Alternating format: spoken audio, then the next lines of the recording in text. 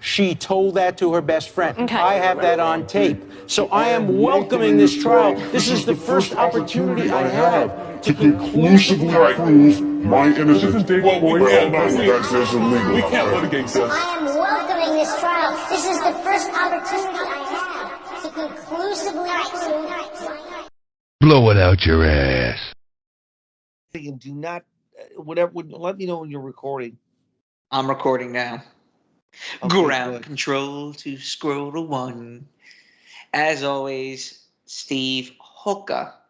Mr. Hoca is in the chat. MGTOW chats, Lamprey Melt. It is Memorial Day weekend, May 26, 2024. I know you all want to know the date. It is almost Sunday, May 28th. midnight. May 26th. Yes. What did I say? May 28th. May 26th, 2024. Yes. It's almost at the top of the hour. 11:20 p.m. Okay, so I haven't talked to Lamprey in a while. This is the famous Steve Hoca, and we're just going to talk about random stuff today. That's right. It's been quite a while. I'm upset that I have not reached out to you sooner. Life gets in the way. There's so many people I need to catch up with that I have not, and it really hurts me. I mean, it hurts my feelings so much for so many people that I've been meaning to talk to that I have not had a chance to speak to, whether it's people on the internet or in my personal life. The only thing I can do is really just shoot them a meme or a message letting them know that I'm thinking about them. I mean, that's just the only way I can convey to let them know that I'm still there without being on the phone for 2 hours catching up on life. And obviously, Steve, you're one of those people. I've always enjoyed our chats, and some of my best chats have been with you. And obviously, most of a good bulk of my listeners are courtesy of you. What's been latest in your world? You haven't done anything as of late in the realm of social media, have you? No, I don't have a social media account. I don't have a Facebook account. I don't have an Instagram account. I have my old YouTube channel, but I don't have my videos up on there anymore because most people started reposting other stuff of me. Just kind of want to hang low for a while. I do follow the manosphere. I'm very selective as to who I listen to. I don't listen to too many 19-year-old punks that got a perspective on things. I'm not knocking younger guys in the manosphere or the TFL movement, but it's just I think there's a lot of weird egos out there, and I'm just kind of I mean, I haven't changed. I haven't vacillated from my opinion. I do think that there is a crisis of the sexes, which we should get into juicy content of what we view the world, because I started listening to this guy. I'll just mention his name as he goes by the name Thomas White. And Thomas White has had some really good guests on his show as of the last maybe 6 months. He had a couple really good interviews. And Thomas White, you can look him up. He's kind of an anonymous guy too. He lives in the Minneapolis, St. Paul area, but he's had some really good dialogues with a couple people that, I mean, he has very good perspective on what is happening today in the political realm of what's going on with the relations between the sexes. I don't know what you want to add something, but you might want to check out his channel. I don't know who that is. You're gonna have to send me a link to him. There's so many people that don't really post anymore, including yours truly, because a lot of it has been said and done. I have a lot of content that I never got around to releasing. I am, I'm still friends with I am, but me and him just have differences on, the direction of the channel, and I don't think his heart is in it that much. He came back for a year with me, which was fantastic, and he'll obviously come back on at some point, but he's busy in his own world. And me moving back to New York, I have not had time to read a book. I have not had time to do any writings. I have not had time to have a second to myself to really like get lost in my own thoughts as much as I did when I was in in the South, even pre-COVID. I had my weekends, and I had about an hour and a half to 2 hours every day to read something or come up with some type of content. I just don't have that luxury anymore. So Well, I was going to get back to what you said. A lot of what has been talked about in the manosphere or in the has been talked about before. That was something that was mentioned on his channel by one of the top callers.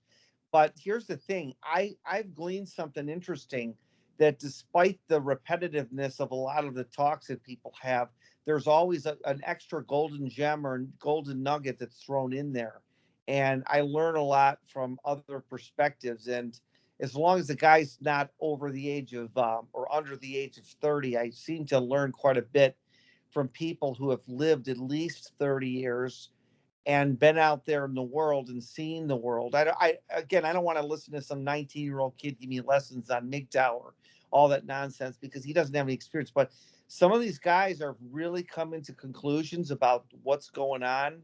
And Thomas White's had some good interviews. I don't listen to too many other channels. I've anybody that has 450,000 subscribers, I look at with suspicion. I tend to think it's very artificial. The best content people to subscribe to, if you're going to, are the people with less than 1,000. They have more truth and wisdom than the people with these high subscriber rates, like Better Bachelor. I mean, that stuff is just made for mass consumption nonsense.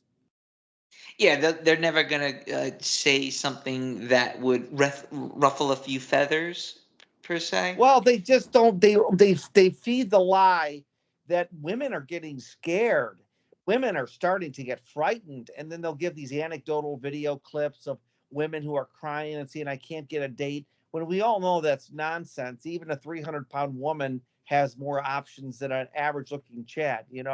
So I don't know why these people are enamored with these people that use video graphics in the editing, and it's like, I think that people are really enamored with content producers that will do flashy editing video and have high subscriber rates. I avoid those people like the plague, because I tend to think that anybody with more than, say, 50,000 subscribers in this community is not being truthful.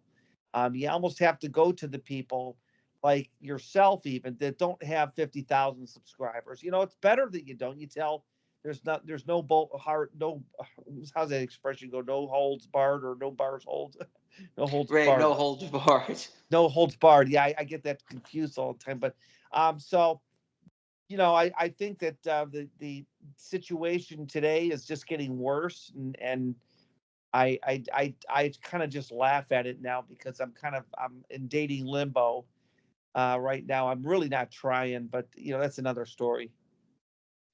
Well, let me ask you something, because me and you make fun of Gerald Celente, and who's that? Who's the guy that you know the truth? Okay, we know the truth. What's that guy? Benjamin? What's his name? What is it? Benjamin who? Who's the guy that I always make fun of with you, who you can't stand? You and I know the truth. Yeah, okay, this Costco may be filled with everything, but let's be real. Any moment right now, everything's gonna Oh, fall you're talking apart. about Jeremiah Babe? Yeah, that's right. Jeremiah Babe is an idiot. Yeah, he's more, he tells guys how bad the economy is, but then he eats out every day. Right. Yeah, he's always complaining about how expensive it is to eat out. And he says, "I'm eating out every day." He's like on a yacht. He's like, at palm trees, and he's got this. Well, He's that guy and baking in the sun. another irritating guy that rides shotgun kind of with him is an I Dan allegedly. His name is, or yeah, I Dan allegedly, some yuppie, some little pampered face idiot, and he does the same thing. He promotes the sensationalism, and he went out and was selling his own silver coin with his face on it. I thought, how arrogant is that? There are so many of these doomsday guys, but and like that guy Mhm. Jeremiah, it's him and a lot of other people just started appearing on like my subscription feed, like you may like so and so, And it's them walking around these lavish neighborhoods, mostly on the West Coast, talking about how much this house is worth, how much is that house is worth. He's wearing designer sunglasses that are like $300-400. He's wearing an expensive button-down shirt. Mm-hmm. He looks like he doesn't necessarily have anything to worry about. Yet Right. all he's doing is pumping fear, and I just find it hilarious that, like, how are you pumping fear when you're on a fucking sailboat in Sausalito? Like, it doesn't make any sense to me. It doesn't make any sense at all, and you don't know what to believe these people. I just find out that you have a lot of people that are making predictions, like Scott Ritter is always predicting how the war in Russia is going to end. And like 2 years ago, he said it was all over. Russia was going to win, and we're still fighting this war. None of these people, you can't take them seriously. They're so full of crap. Their egos are through the roof. I just stopped listening to them. I just said their predictions, including Gerald Celente, they're almost 100% wrong all the time. Yeah, I remember 15 years ago when Gerald Celente kept saying every year that we're going into the depression. The depression's here. It's here. It's here. Next year is here. And finally, I mean, I just said enough of this idiot. He was wrong 100% of the time. Well, he curses a lot more. He's become more belligerent. His stance on the situation in Palestine and Israel. Oh yeah, I'll give him credit. He doesn't stand on the mainstream media side of that. He's very much against what's going on. But even that issue, I'm starting to question whether the anti-Israeli apartheid people are just there to make you think you have a choice, because I find it very suspicious that they haven't been censored by YouTube. Don't you think that's kind of odd? Like, in this age of censorship, some of these people are still able to keep their channels up. Well, what's happening is you're getting the lines are getting crossed. So the same people that promote diversity and love is love, so on and so forth, they're crossing lines now with the whole Israel's right to exist, and Israel are a special group of people, and we have to protect them. And well, no, they're not crossing lines. The liberals finally living up to their true word. They're no longer showing favoritism. They're actually saying, hey, a free Palestine. They're actually, the younger ones are. But the old liberals, yeah, you're right. Their liberalism was only as liberal when they can pick a fight with a weak person. Well, it's bleeding into the far right now, is what I'm saying. Yeah. You see what I'm saying? I'm going to the far right is going to say fuck Israel and fuck Palestine. But you can see, like, it's like you're running. If you go so far left, you wind up going far right, and I think that's kind of what's happening now. And you could see that a lot of the far left is kind of dropping the whole tranny shit at this point in time. But who's really kind of like I'm just talking from a New York perspective, because I see so many Palestinian flags and Israeli flags all within the same block rate, one block radius of one another. When you start bringing people in from Palestine and from Israel, you bring their conflicts over, and for the most part, most of the people that support Palestine are the same people who are supporting Ukraine. They're the same people that got four Fauci ouchies. They're the same people who were yelling at people such as ourselves to wear a mask when we're out in public. Well, that's something I want to interrupt you a second, because what I do when I don't really listen to one ideology. I just do what I know makes sense to me. For example, we all know that this Fauci ouchie thing and the magical elixir is just something that we knew better than to do. You know what I'm saying? Well, so, do you regret not getting it? No. Why would I regret? Exactly. Right. But I don't want to cross paths with somebody that maybe agrees with me on the say the Palestine thing, but then like you have to follow. It's all or nothing. You either agree with me or see. The problem with it is that they all arbitrarily pick their battles. Yeah. So like they'll pick what. Well, we're gonna put a little bit of this in here. I don't think like the Young Turks is like that. They want you to accept everything that they promote atheism, but they somehow believe that feminism and atheism go together like flies and fresh cow manure. That's very insulting because you can't amalgamate your arbitrary view and say you either are for us or against us. And that's how it is. And that's why I stopped watching a lot of those people, because they want you to, it's all or nothing. You either accept their ideology 100% or nothing at all. Right. So I like some of the things Xana Kasparian says, but other things I don't, because I don't, like I said, I see that there's a lot of dysfunction in society. Dude, it's so simple. If for anyone that is pro-Palestine, right? I just tell them, so you hate Jews. So you just start again. It's a contradiction, and it starts to cross lines. Lines are being crossed. So what's going on here? Do you not like Jews? Are you saying you think Hitler was right? So you just start playing it. You start playing. Well, their game back I to don't them. think that. Well, I know, but I wouldn't do. I'm talking about how people are arbitrarily picking talking points. Like you can't say you're for the Palestinian people, but you hate white males. I mean, it seems like it's so like, but that's how it is with all these people with their own agendas, is that they arbitrarily pick what things should be emphasized. And Right. I don't What should you be outraged about, and what you should not be outraged Yes, about? right. In other words, you got to be outraged about the treatment of the Palestinians, but you should not be outraged about the treatment of white males and males in general. You should not be out plastic trash in the ocean, or you should be. It's like I call it a proprietary niche agenda, where you arbitrarily pick your own talking points and you create your own little mini religion out of it. Yeah. You kind of proprietarily create your own little niche agenda. And that's how I came up with that, because I think, that's kind of what's happening with a lot of these different talking people. And I listened to these people. I said, finally, enough. I mean, what's the point? I mean, like, I have a right to my own observations on things, and I don't like it. Like, there's people out there that they talk about all the problems, but they want nothing to do with the manosphere. They think that all this is just nonsense and things are okay. And I still believe that the 50% of the men are involuntarily lonely, whether they like it or not.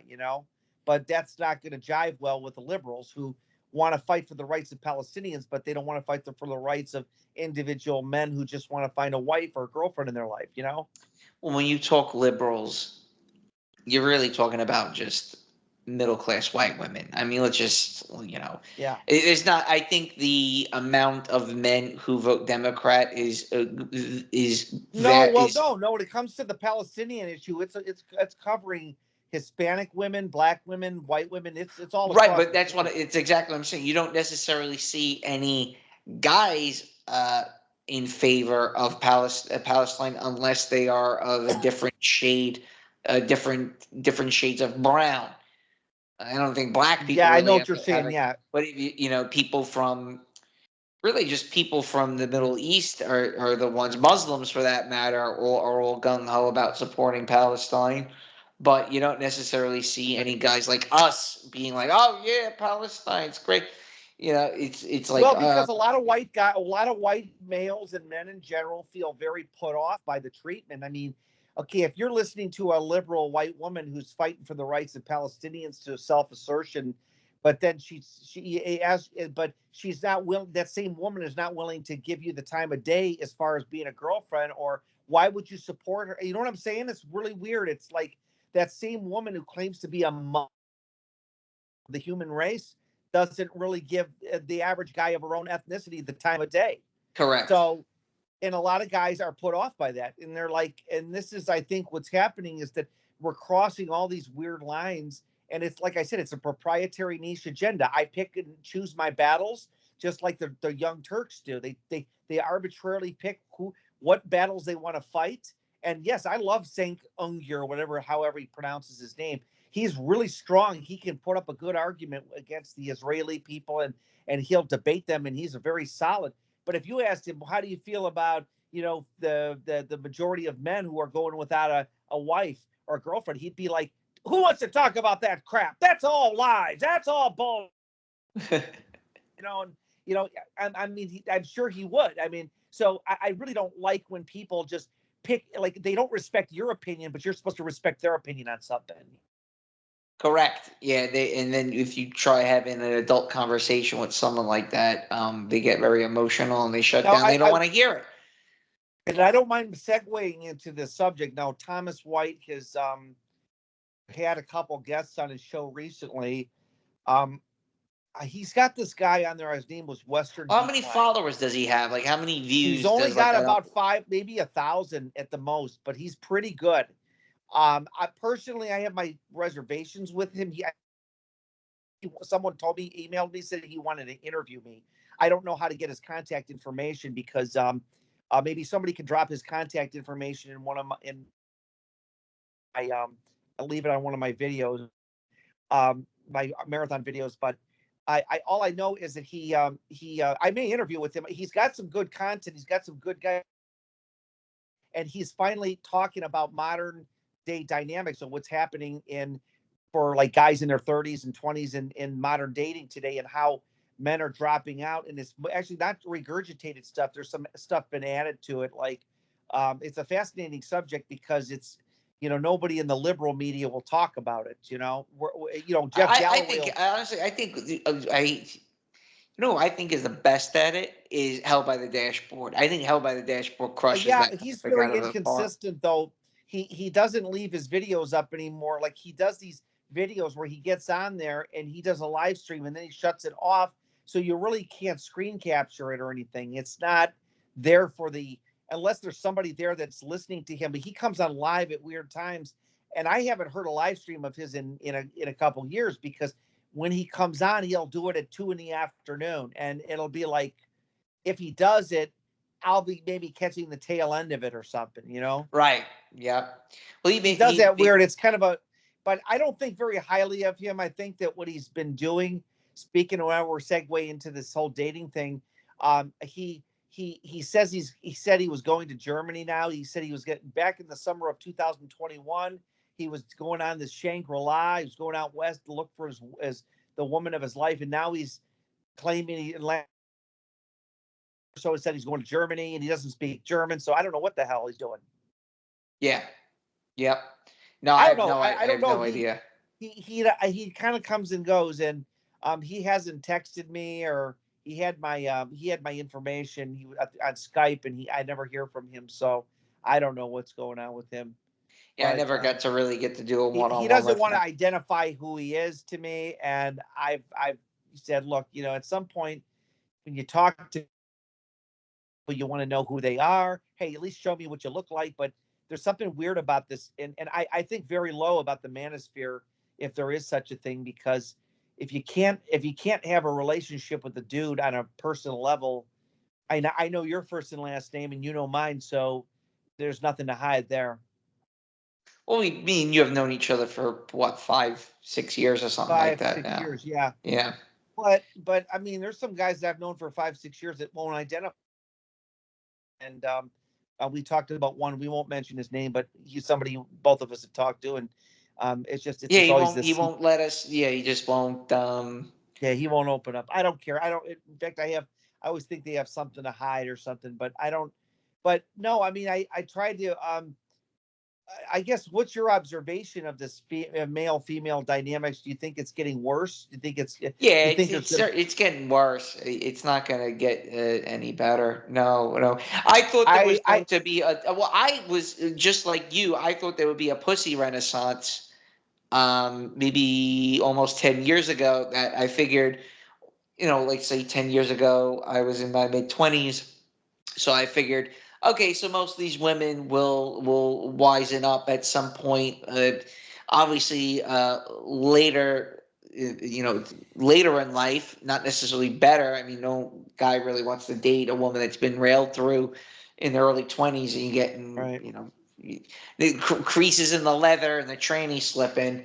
No. And guys would would just man up and wind up dating them and realize, hey, she's not that bad. She's dated she was a serial dater, and she's got her stripes, she's got notches under her belt. But all right, so everyone has their story. I'm not gonna hold that against them. I mean, you just work past that. You start to develop a relationship. The more time you spend with the person, you develop some type of bond. That's never come to fruition. So I think women now in their 30s, they're much more career oriented. They're making a lot of them are making good money. Most of them are making equal, if not more, than the average guy. And a lot of men now who are blue collar guys that are making like 40, 50, $60,000, let's say, they're kind of just somewhat just checked They're out and dropping just out trying to completely, and they have no tread incentive. water. Yeah, they're treading water. And here's the thing that I surmise this thing, and then I want you to hear this out. People will say, well, that's not true. I go out all the time and I see guys and women. Well, let's reverse that around. There's 43 million handicapped people in America. How often do you see a one-legged person in public? How often do you see a blind person with the white cane? There's 3 million amputees in America for the American Disabilities to say. There's probably 6 million blind people legally that carry a white cane, or at least several million. What am I to conclude, that those people don't exist because I never see them?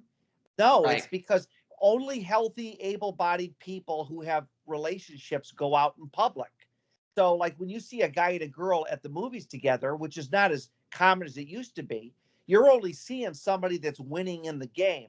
You're not seeing somebody who's staying at home because they're TFL, true forced loneliness, and they're eating Ubers. You know what I'm saying? Like I know several guys that just stay at home. They don't talk to anybody.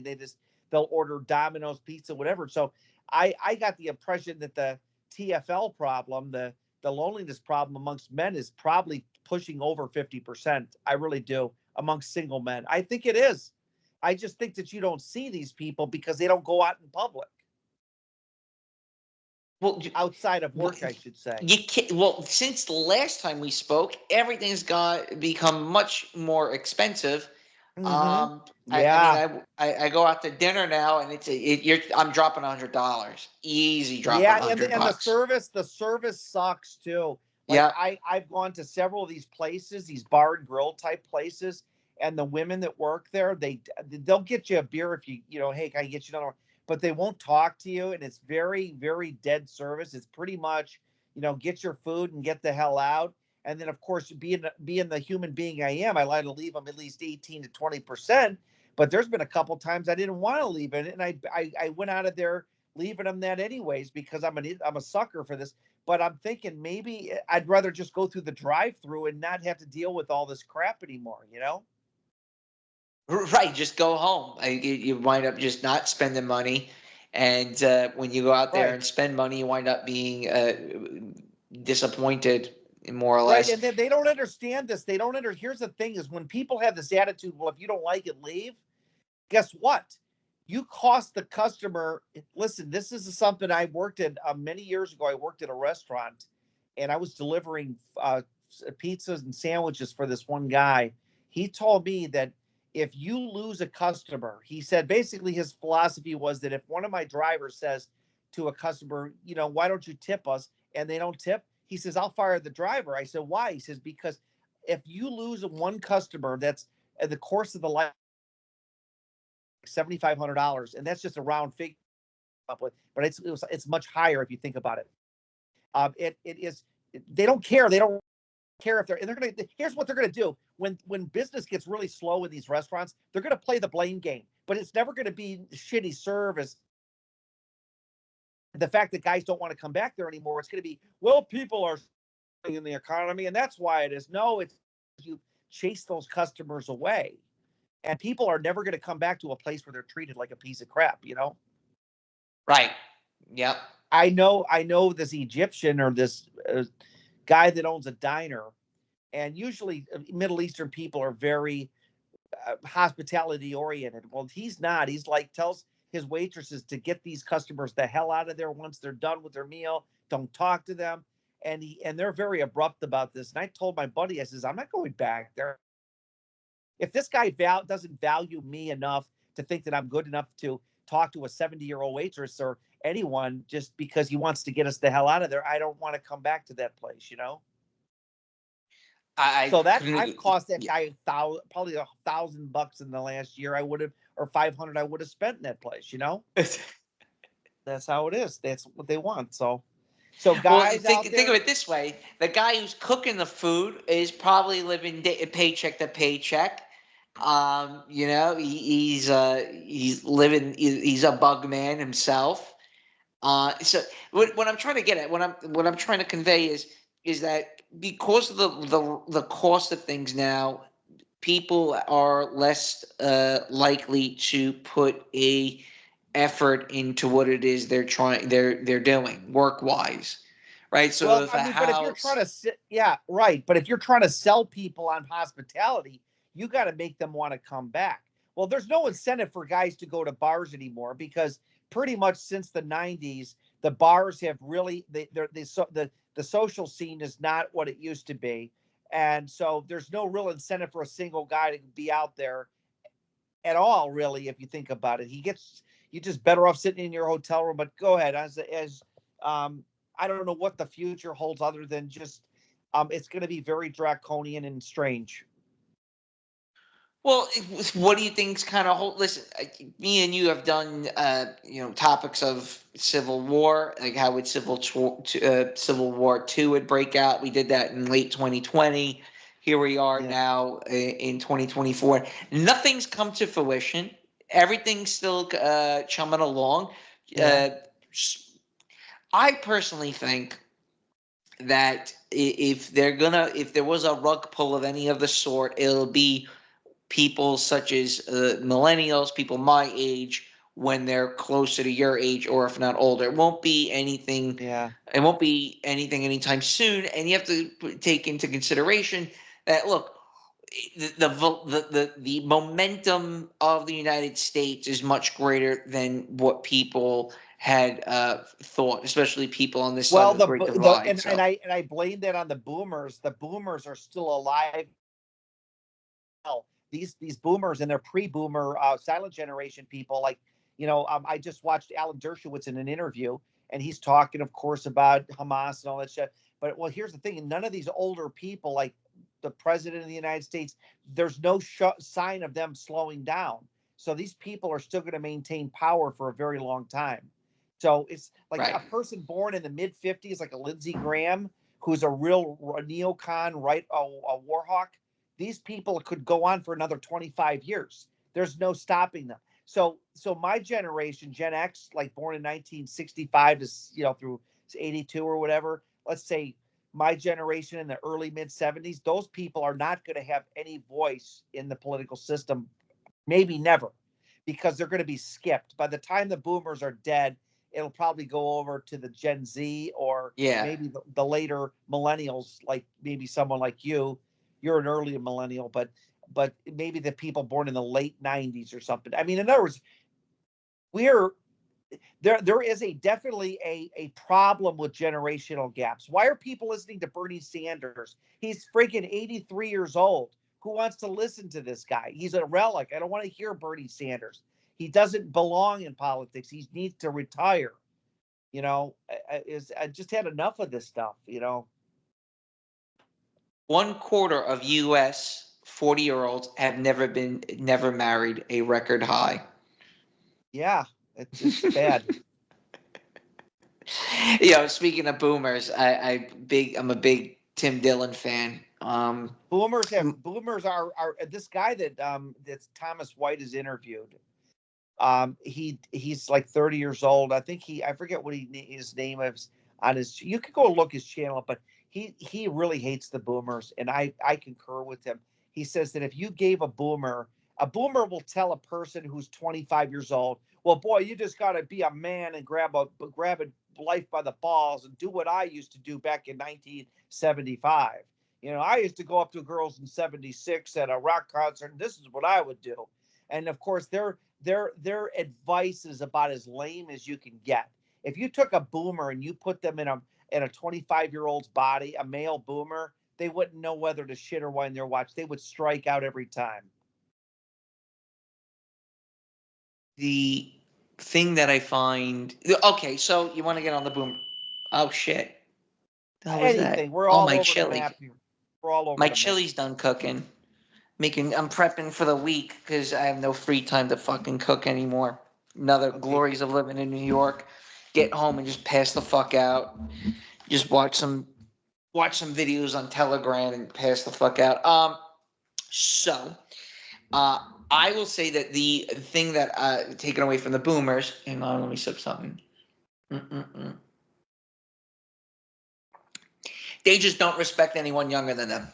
They know more. They don't. They don't want to. I had this conversation with a young coworker I work with. He's in his late 20s. He's about 30. Maybe he's about 30 now. I explained to him that he's making about as much as I'm making, and it bothers me. And I told him, I said, and it doesn't bother me in a negative way, but I told him, you don't understand how vicious the boomers were when we were in the field. Their attitude was like, I don't care if you spend $12,000 on your education. You're going to work for $6 an hour, and if you screw up 3 times, you're fired. It was so brutal. The air conditioning and heating and plumbing field in Northeast Ohio was so brutal back then. It was a cutthroat industry, and it was bad. And it didn't get much better when you moved out of the area, but it was a little bit better. But these boomers, they really psychologically wrecked a lot of the younger generation. They really did. They're just horrible people. I agree. They're horrible people. The abuse that I took from these people as an employee. You talk about post-traumatic stress disorder. When I look back at these employers and how their attitude was, like I remember one time I applied for an HVAC job, and this guy wanted to. This is after I graduated school, spent over 10 grand on my education. This guy wanted me to take like a personality test, and then he starts giving me this crap that, well, we've got you all figured out. Of course, it's one of those things. They give you the test and they know your whole life story, that kind of bullshit. And it's like he's telling me what I need to do, and then we really don't think you're good for this. And I'm thinking to myself, you don't know shit about me. But you give me some tests that I had to hurry because I didn't like. Sometimes those personality tests were weird. You just like scribble the questions just to get the fuck out of there. Right, yeah. Yeah, and then they got your life figured out. Well, it sounds to me like you need to be doing this, and you need to be getting involved in this, and I thought, like, this is how bad it was to get a job. Now, what Aaron Clary said some years ago, he says it's finally about time that these employers are getting the shit that the comeuppance that they deserve. They're finally realizing that it's not their playing field anymore. It's the employees that now control the show. It's not the damn employers. Well, again, that goes. When we've discussed this a long time ago, the older generation, again, we're kind of focusing on boomers.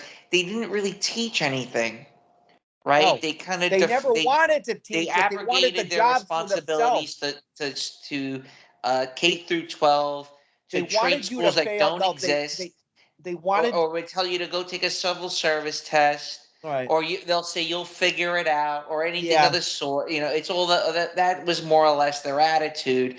They had no patience to teach anything to anyone. Nothing. Oh God, no. Teachers were horrible when I went to school. If there was any kid, like 1 out of 10 kids, maybe had a learning disability or couldn't stand being in a classroom, they had no patience for it. They would only cater to the kids that could do well, and that sucked too, because you had some parents are very good involved in their kids. And I don't want to, for reasons, I don't want to get involved in my issues with my parents because, frankly, they were two dipshits. I'll that'll save that for another interview. Right. But some parents were really involved. But so you had boomers teaching school, you had pre-boomers, you had parents of the kids I knew that were like silent generation, 1940, they were born. And they really didn't seem like they gave the younger generation the tools to make it to the next. It was kind of like, you guys, here's your $20 for pizza, you figure it out. That's where the term latchkey kids came from. It was the idea that the parents could just leave the kids at home and they would figure it out.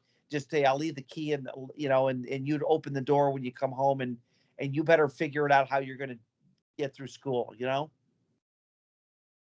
Well, with like what I noticed during my early 20s, let's say like 2010, 2011, the boomers had this attitude of, you're young, go have fun, enjoy yourself, life is short. So you saw the rise of a lot of like rave music, trance, techno, Yeah. dubstep, things like that. So a lot of nightclubs. And again, I'm speaking from a New Yorker's perspective. I don't Yeah, it's necessarily. got to be different because that stuff was pretty much dead by 2010 in Cleveland. That stuff was pretty much dead. I mean, that was you're talking. It was to go out and Yeah, get drunk, have a good yeah, time, and there was like a kind of nihilism to it, and I think a lot of it has to do with that. And I was guilty of this. Is that I saw the wealth around me. I saw everyone was doing very well. Everyone had a nice car. Some people had boats. But almost everyone had a swimming pool. right. So it was kind of like an assumption that some way or another you would get that. The Right. only question with the millennials would be, well, when exactly do you get that type of stuff? Is it when I'm Right. 35? Is it when I'm 40? Is it 45, 50? But again, it was a natural assumption that some way or another you would inherit or work It your way well, to achieving that and getting those I type of don't things. I'm a little confused what you're saying because when you say that the boomers basically told you guys to have a good time, I don't ever remember any generation telling me to have a good time. It was pretty much you it was just you figure it out kind of stuff. From when, Right. It of was course, you I'm coming figure it from out and have a good time. There's two right, things. but It was you have a good time, enjoy yourself. You're YOLO, um, I don't. You know and what? eventually things will work out. I wonder if the blame game will always be misdirected because, like, when you think about, like, I use that example of how restaurants have horrible service now, like sit downs, and like, especially if you're a single guy, so you don't come back there, so then they're losing business, and then they'll blame it on some other issue. Do you think that that's inevitable? That everything that fails is going to be always blamed on another issue that it has very little to do with it? Because if like we just talk about one issue where you disenfranchise a group of people. Okay, the labor shortage, they blame it on people are lazy today. But what I reframed that from the perspective of had the boomers taken my generation, Gen X, and trained us to be good HVAC technicians, we would have had the labor. People like me could have trained. I actually did, but there would have been more people like me to train the younger generation. So they don't. It's kind of like they want to misdirect everything by saying people are lazy when they never were willing to train us in the first place. I remember when jobs would say HVAC wanted 10 years minimum experience. Where do you pull off 10 years if you just got out of school, you know? And so it was bad. It was really bad in the It 90s. wasn't necessarily being lazy. So like if if a millennial's working retail, okay, for what's like 10, $12 an hour and rent 1800 dollars for a You'll bug net never make the apartment. grade. Yeah. Right. So naturally, the younger crowd was asking for more money. Oh, well, you're being lazy. No, I mean, I'd like to move out of my parents' house. This is what it costs to move out of my parents' house. And they would just kind of scoff at that, being like, work harder. You need to go back to school. You need to do all these type of things. Okay, I went back to school. Now I went into debt to go into college. Right. Don't necessarily know what to major in because no one's giving me forward guidance on what to major in. So I Yeah. wind up majoring in something that I find relatively easy or something that I like. Now Right. you're in debt. You didn't get a job in that career, in that field that you studied, right? So you wind Yeah. up working in an industry that has nothing to do with what you went to school for. Right. So that's kind of where the whole lazy, the boomer trope of everyone's lazy, my kids are lazy, my kids will never do that job, that kind of attitude stems from, is that my generation was like, okay, well, I you don't moved think out. it's that cut and dry though, because like I said, I'm not a firm believer that people want to be lazy. But okay, let's take the video game phenomenon. A lot of men are playing video games. If you can't get a woman because you can't keep up, what's the point of trying to try harder? There's Right. no there's no incentive for a man, for example, to want to get ahead and try something like be an HVAC or a plumber when women are not on the horizon. There's Right. no access to a woman. If 50% of men, and I believe it's that, cannot get a woman, there's no point in wanting to do that. I mean, you can't disenfranchise a group of people and then call them lazy, and if you're not giving them the basic things in life. And so I do believe that is probably what's happening. And I think if you listen to Thomas White, he's got a couple of people out there who've talked about this. Well, you're And really loving this guy White, well, huh? he's actually, I'm glad he came about because he's got a couple good guests that could educate some of the younger guys that are maybe their age. And he's got some good material there. I don't know if I'd interview with him or not. It's kind of up in the air, but he's the blame game is being played very viciously on younger generations, which it may not be their fault. It just may No, and not that's have. why as the boomers get older, they're less willing to fight these arguments. I think that's why you're seeing more rhetoric against boomer waffen more so than ever, because they're now dying off, out to pasture, and not really They're giving not two dying off fucks fast fast I don't enough. think they're not dying fast enough is the problem. They're not dying fast enough. These boomers they'll be in 15 years from now. We'll still have people born on a summer day, 1944 in office. I guarantee we will. Nancy Pelosi, not Nancy Pelosi, she's 83, but Dianne Feinstein just died a year or two ago. She Yep. was like 90, 91 years old, and she was in office. She was drooling and senile, and finally the liberals were like, well, maybe she should step down. Well, she then died. Like they didn't even have the balls to tell that she should have stepped down 15 years ago. I Right. mean, but these people just don't want to let go of this power. I mean, I'm surprised at how many of these people, like, guess who's alive? Gene Hackman is still alive. Um, Clint Eastwood, these are all born in their early 30s, like 1931, 30. Yep. Um, Yep. William Shatner is still, he's still the ham that he always was. He's still, like, I mean, these people are insanely living so long.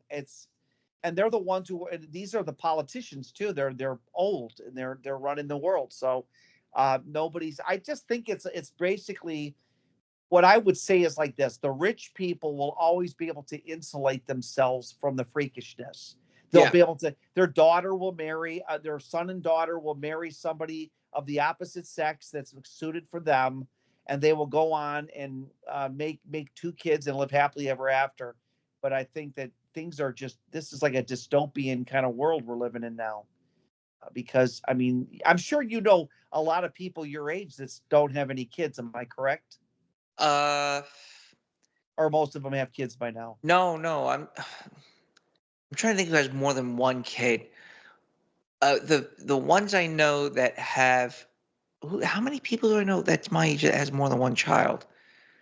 Very few, very Very few, few. right? It's Ones that are weird. I born in the thought, United States, yeah.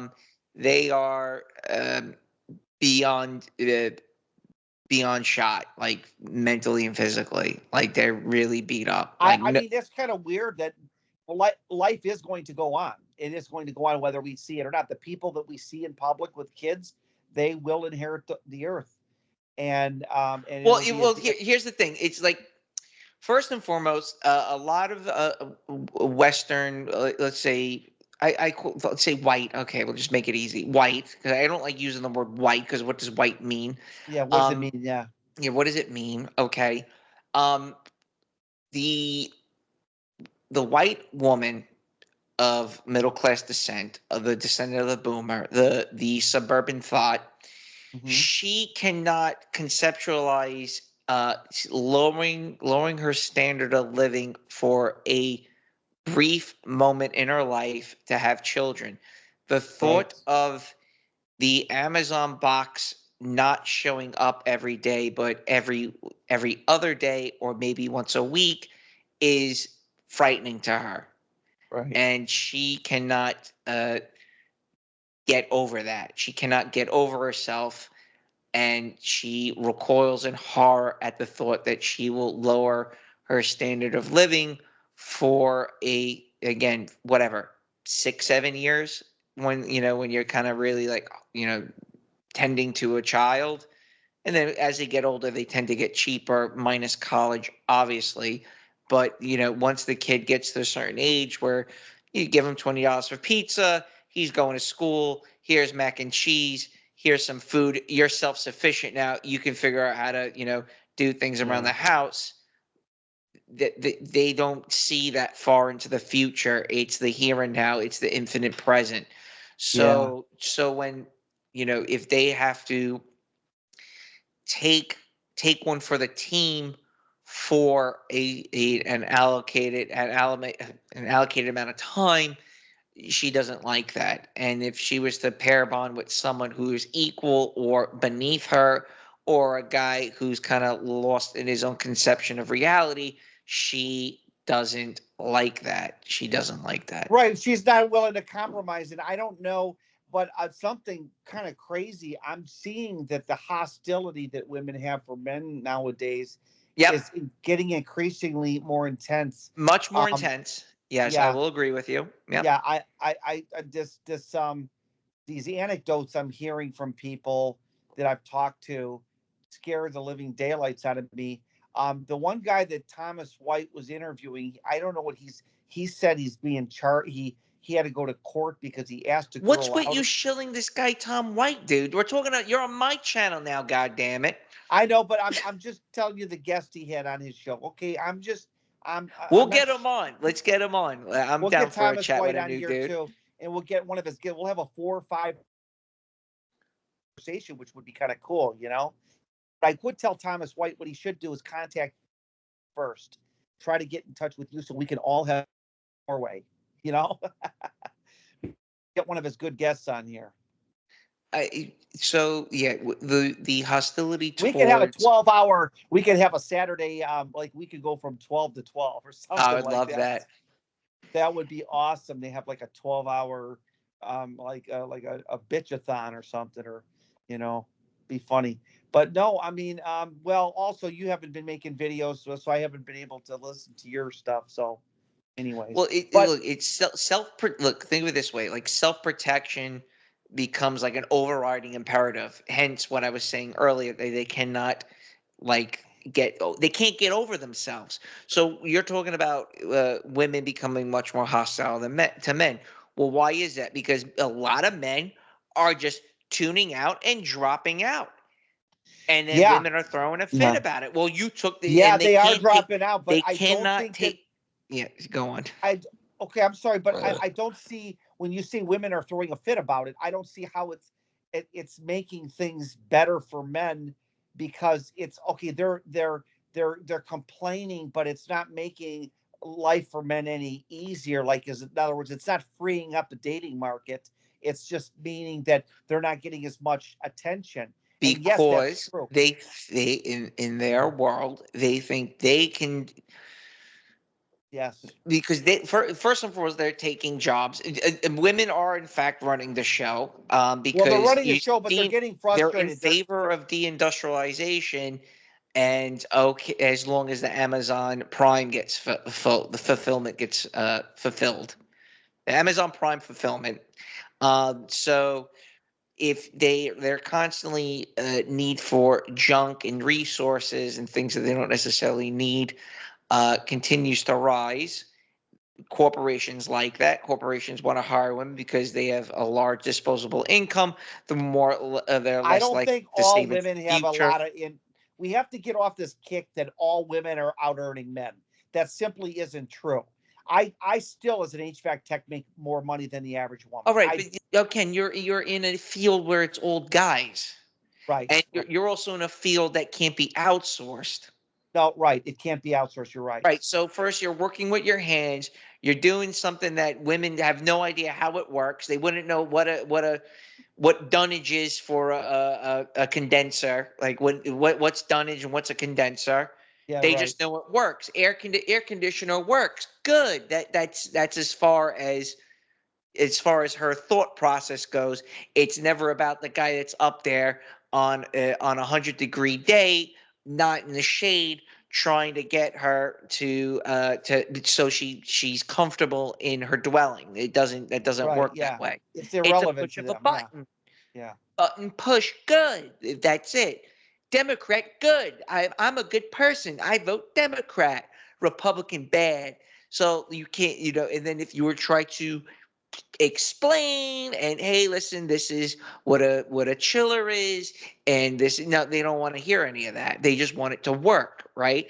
Now, if you were to remove yourself from the equation and more men remove themselves from the equation and play video games and go on welfare and live in their parents' basement, well, the air conditioner is not working anymore, and you're gonna have to pay someone, Steve, a little bit more money to go up there on a 100-degree day with no shade. Yeah, I'm enjoying this in a way. I'm enjoying the fact that, like Aaron Clary. I know I'm not a big fan of his, but he wrote that book called "Enjoy the Decline" or something. That sums it up the best. Is that the decline is here. There's no labor anymore, and maybe there will. I believe they're going to play the blame game, and God forbid they bring in military forces to put men in concentration camps. So you're either going to work or you're going to go to jail or something. I could see that. No, I don't think any of that's gonna happen.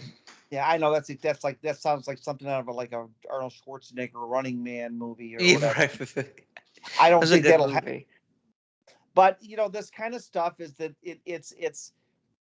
the situation is. I've never deviated from the TFL thing because I do believe it's a major issue in our society.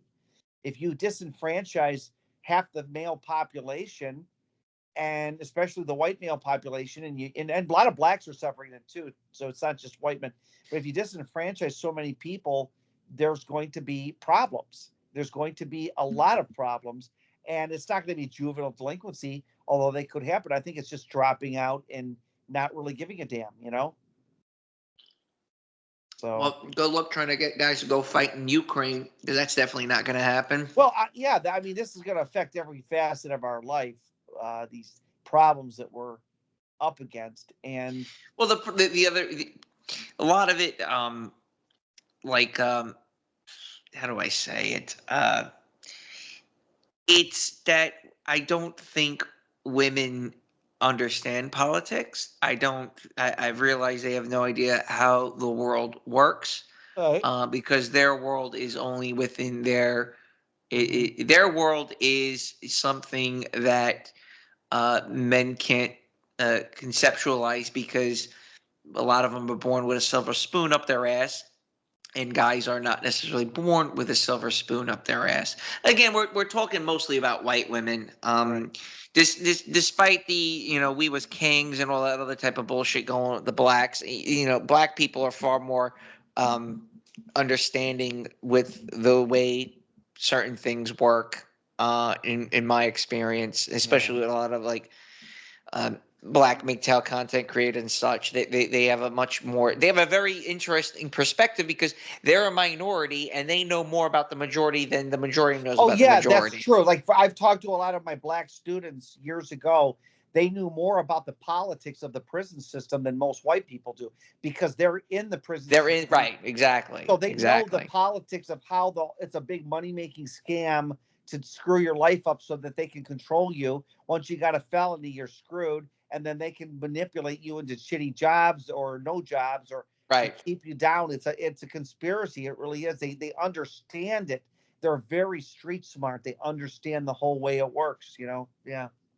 Right. So if you start inflicting uh, white girl pixie dust into the political realm, well, it's Right. climate change. The climate's changing. It's really bad. Okay, then what are you doing with that SUV? What are you doing, with what's going on with the made in China junk that's in your house? Like, Right. you see what Right. I'm saying? Like, that doesn't necessarily compute with them. It Right. doesn't. They can't. They're unable to uh, connect dots on how stupid they sound. And if you were to Right. try to connect those dots, they tend to get really upset, and then Mm-hmm. you're out. And the problem is, and that's the case with most men in relationships, is that you can't connect the dots for them because you will not be in a relationship anymore. So you wind up just taking it. Yeah. So you wind up just Well, keeping your mouth we shut, talked. letting her Well, keep running her fucking mouth. Let her mhm. keep going. Yeah. Oh yes, I know. Black people are oppressed. Blah blah blah. Yeah, but you live where a bunch of Trump supporters live here. So why don't you go live where Biden supporters? Oh, you can't because you'll get killed and raped. Is that why you can't live over there? So they're constantly voting against their own best interest, which I find the most disturbing aspect about the modern Well, you know what? woman. You know what Thomas White's guest said. I think he went by the name of Western civilization. I forget. I forget what it was. He says that basically women would rather be king of shit mountain and see the ship sink rather than take second fiddle and be still have someone to protect and provide for them. In other words, they'd rather sink the ship, and I think that that's basically what's going to happen. And I see it now is that the ship is sinking, and the women, there's no incentive for them to want to stop the ship from sinking Well, because they're the benefactors of it. it doesn't benefit them Right. because again that means a sacrifice, No, right? in other words, they'd rather live in it was something ruched They'd at one rather time. live in absolute destitute squalor than be hooking up or dating or married to a guy that they view that's beneath them. And for the overwhelming majority of women that live a bourgeois lifestyle, yeah, they do view most men as beneath them Well, or stupid. yeah, or they don't even know you even exist. I think that that's more like it. It's just that you're kind of invisible. You know what? I want to talk about confirmation bias because I want to segue into this. How people, when they go out, like these get rich quick schemes, like you'll see always these people that are promoting some crap, and then they say, "Oh, you're just so negative. You people like you don't understand. You just got to be positive." But I call it being a temporarily embarrassed millionaire, where every American believes that they too will be a millionaire someday. Who It's quoted just, that? Was it Ernest Hemingway that said that? Who was the individual yeah, that it coined that sounds term? something like, I don't know who quoted that, but it's the idea that like people will justify all the stupidity out there and all the positive feel vibrational energy stuff so that they try to use it as like a shaming tactic. Like, I'm a realist about the world. It's unrealistic that most people will ever be millionaires because there just isn't enough room for everybody to be millionaires. You know what I'm saying? Right. But they'll still promote the idea, and everybody that's working a crappy job for like minimum wage, they still believe in the dream. That's what's really I find that's amazing that people can be so brainwashed and stupid that they can they can really believe that one day they too will be in that position. It's absolutely mind-boggling. But And again, that goes back to boomer because they see boomers' wealth grow mhm, exponentially post COVID. mhm. And I think post COVID also has destroyed the concept of home ownership. Yeah. I think anyone under the age of 40 that has not bought property now is pretty much fucked. I truly believe that. Yeah, I Um, think you're right. I think you're right. I think it's gonna. and It's, I told you, 2020, get out there, dude. yeah. Well, you know what? The thing about it is, though, you're absolutely right. Real estate is about the only thing that's going to increase in value.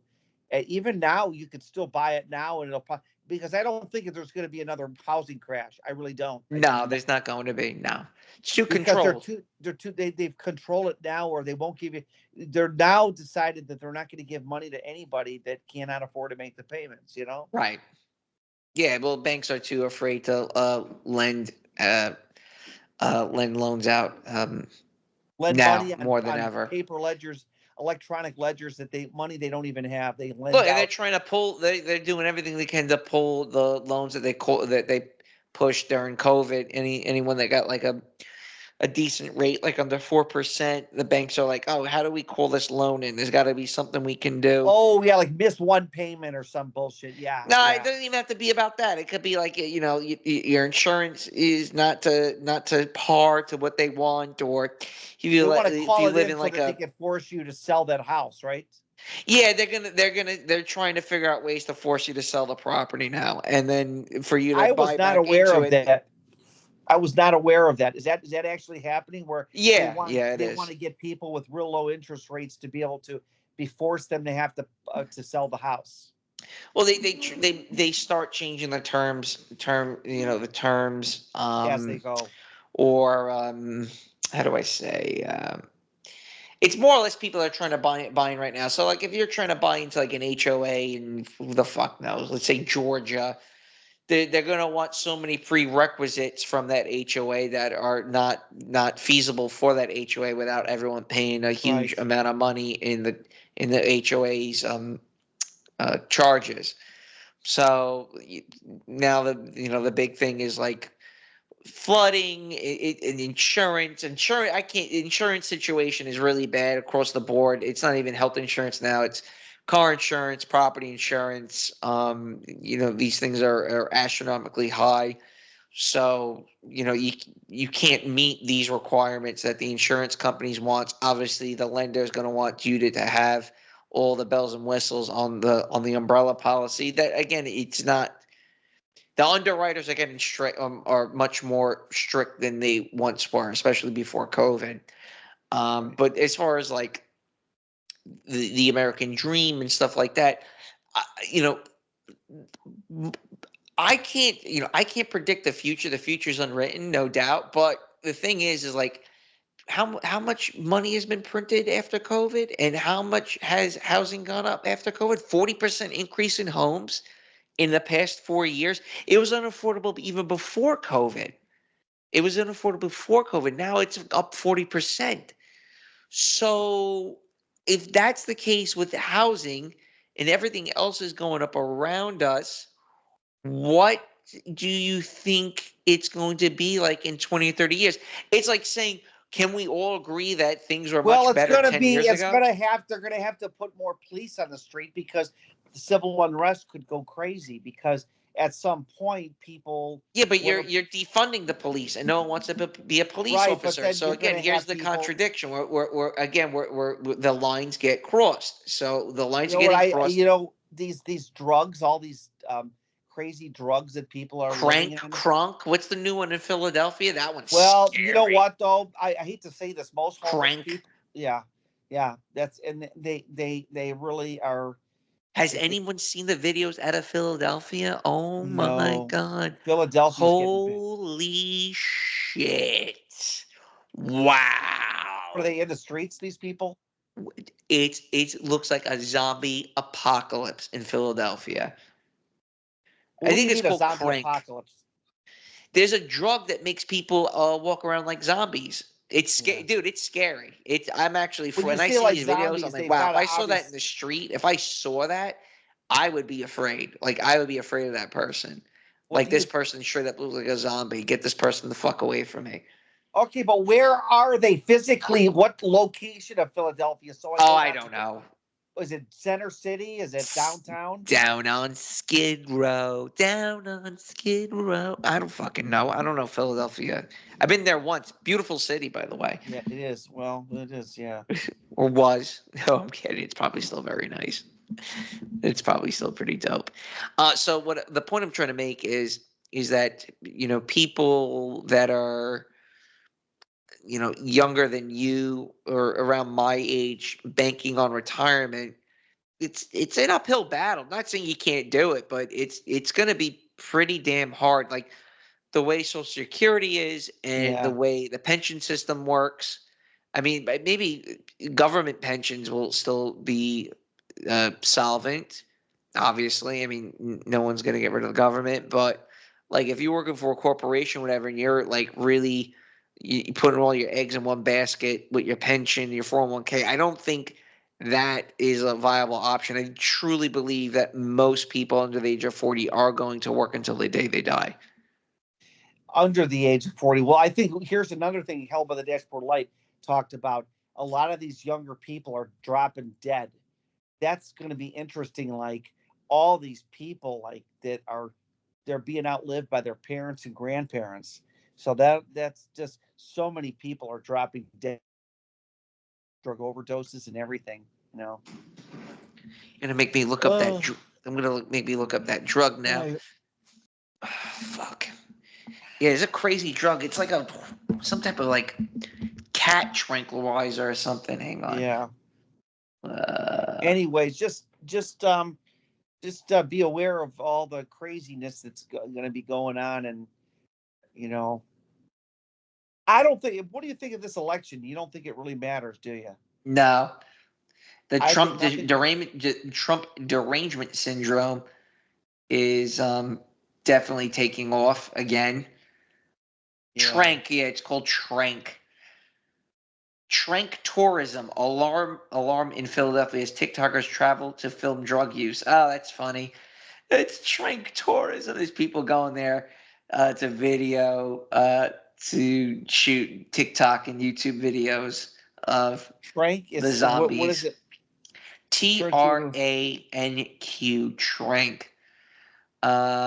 Kingston, a low-income neighborhood in North Philadelphia, has been ground zero for a new and dangerous sedative called Trank, also known as Zalison.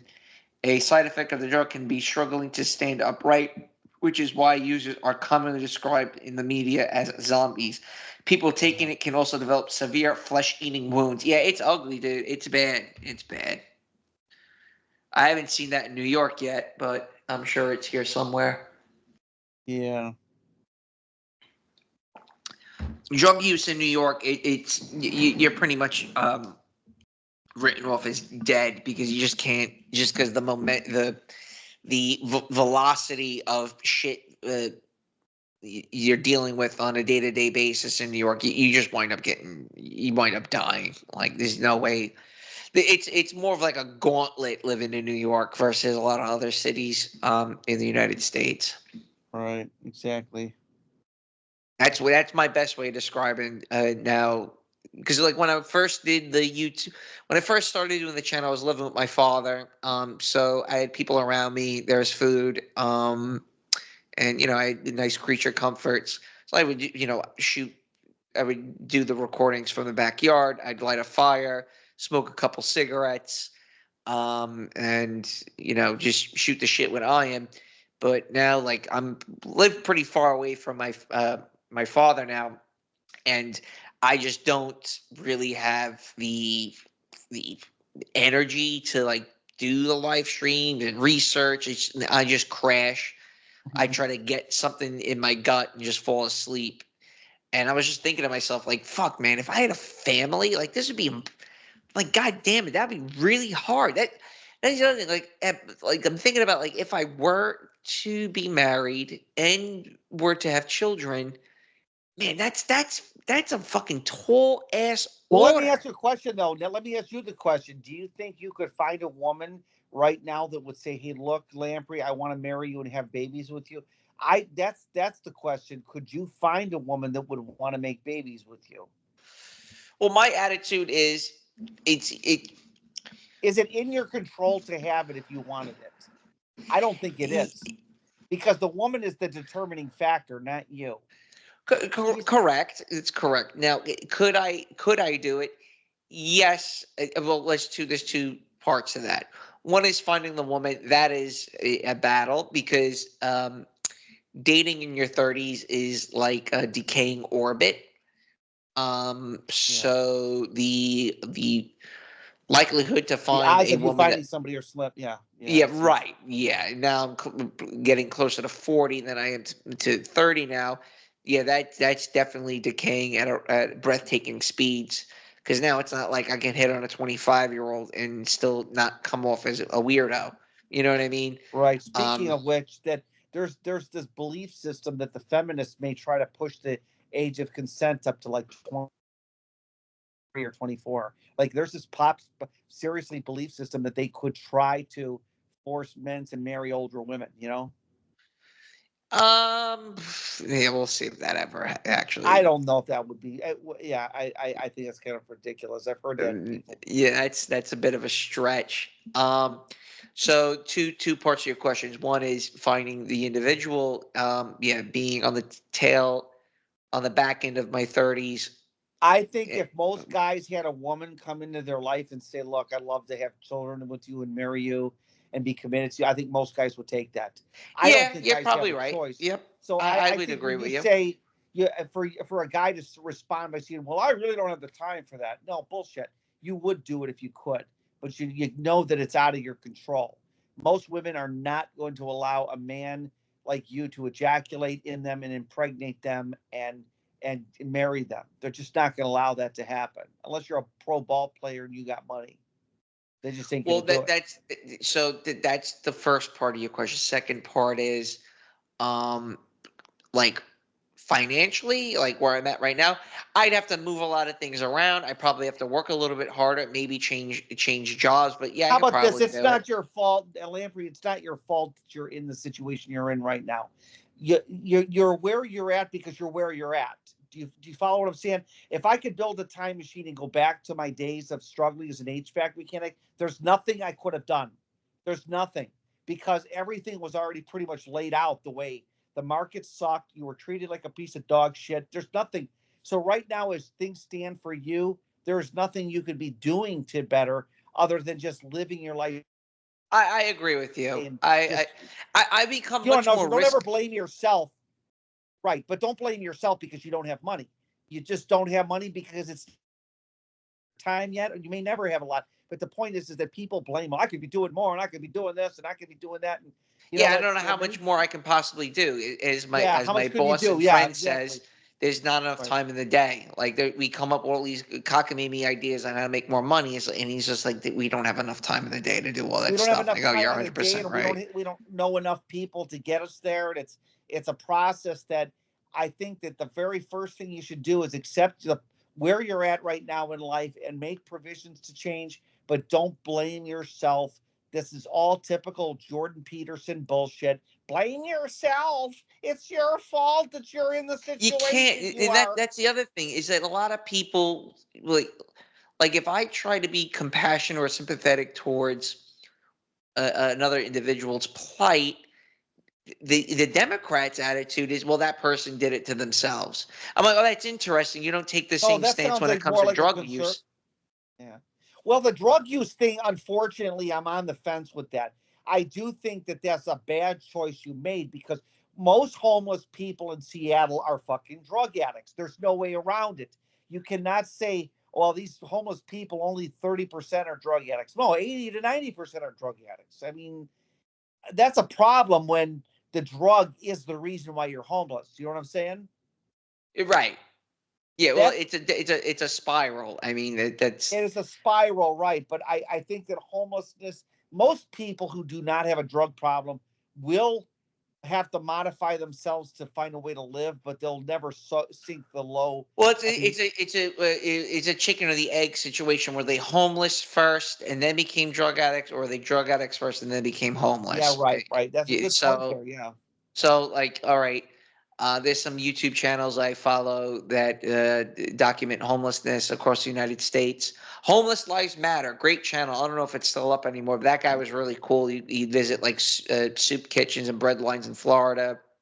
Yeah. And it's interesting listening to people that are like homeless but not drug addicts because they'll explain what got them into that situation to begin with.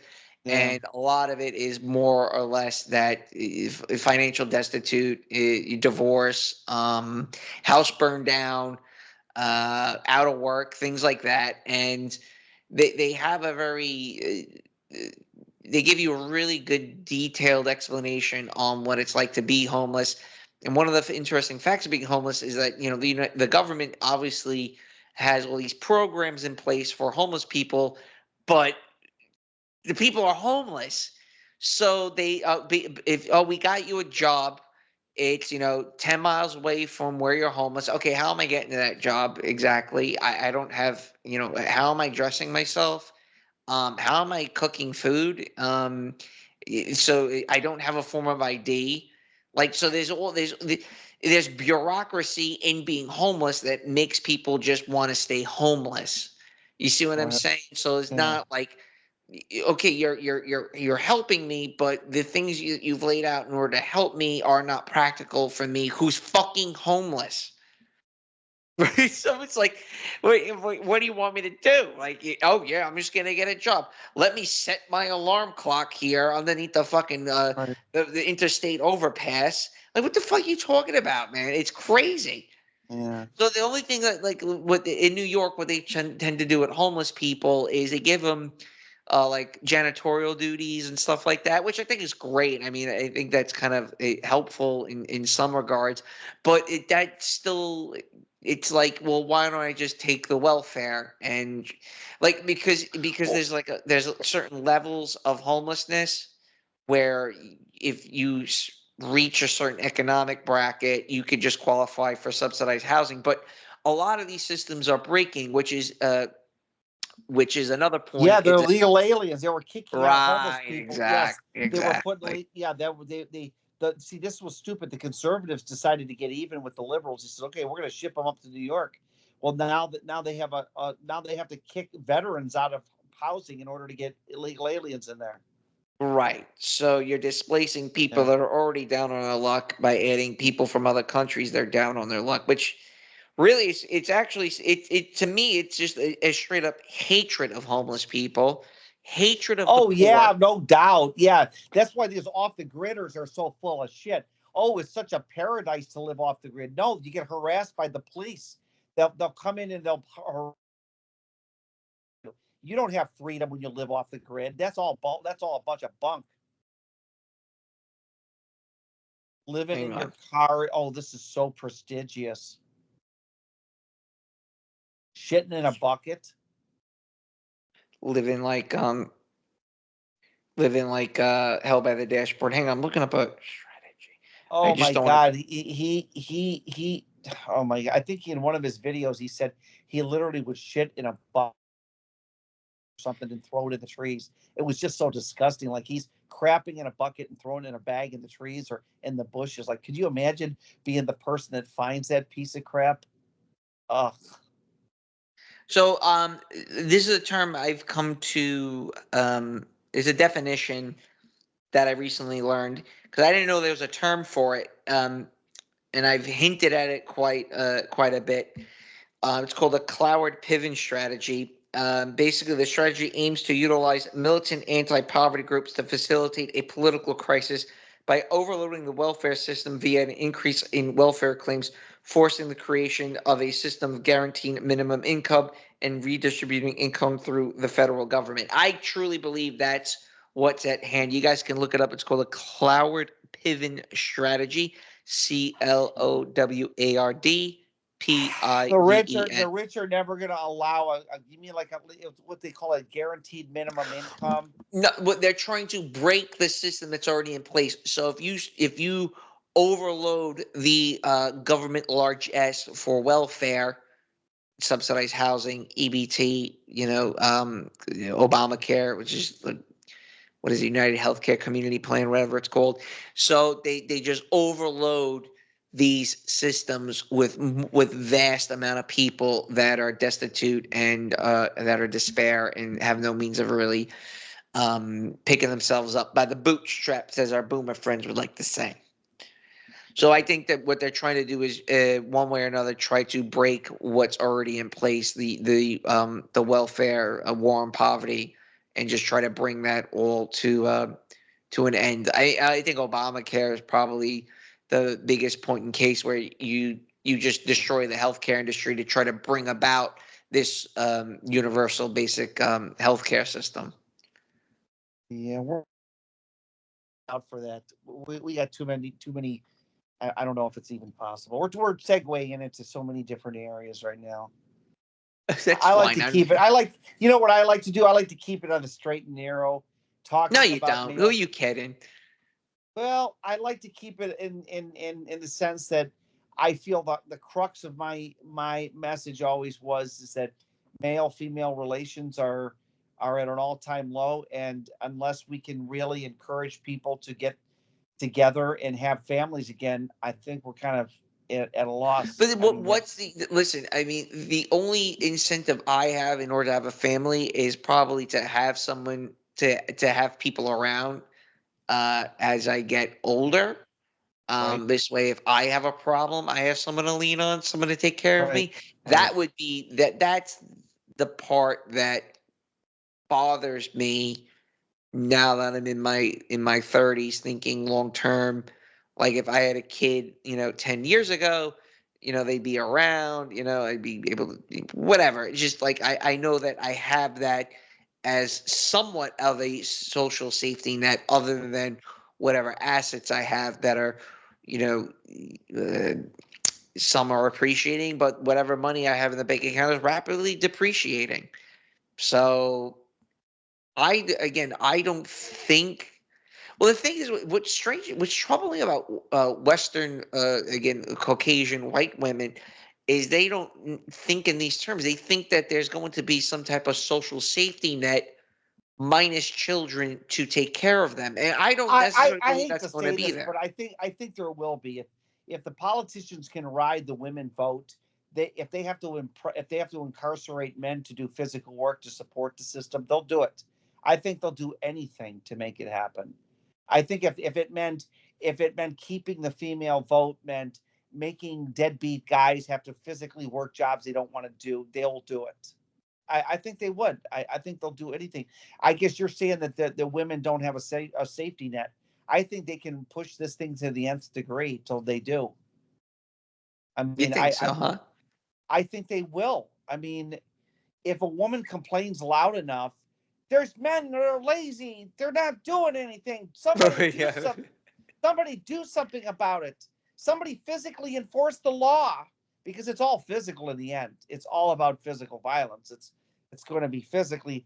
Although I will be interested to see will they be able to get enough young police officers to do this in the new system. I don't know because I don't think again, but here's the again, you're crossing lines. right, Okay, defund the police, but then force right. guys to go to work. Well, you're gonna get other guys to force other guys to work. It's not gonna. It Now, doesn't work that I know. way. More than likely, it won't work. It won't work. But I see. I see. Well, maybe a foreign army coming in here. Then that's another wild card in the picture. If a foreign army comes in, all bets are off. If we get Well, no, invasion, that would never happen because guys such as ourselves would view them as liberators and probably join them. yeah, yeah. What? Who's coming? Russia and China? Yes. Though Please. no, but though It's that's the about worst time. people. The Where have you bullshit. been?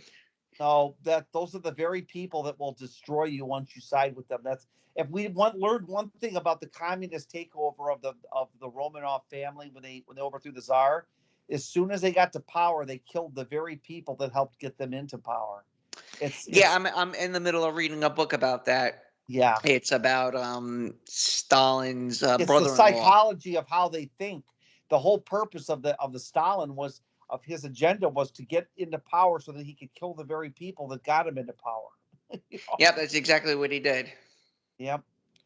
He had the great purge as they called them, and where he was just mass murdering people that didn't even do anything to him because he figured, hey, 5 years down the road they're going to turn on me, you know. Yeah, yeah. I'm halfway done with the book. It's interesting to see how they all came to bear. Just a lot of rebel rousing. That's kind of the crux I got from the book so far, as far as I Stalin don't coming to think that power. I think that I think that I think that a lot of this wokeness has failed, but it hasn't failed enough to get to. But I wanted to ask you this question. Do you think, and this is the crux of my message, where I kind of think what's happening in the mating, dating scene, whatever. Do you think there are just too many men out there? Yeah, We haven't had a war to kill all these men.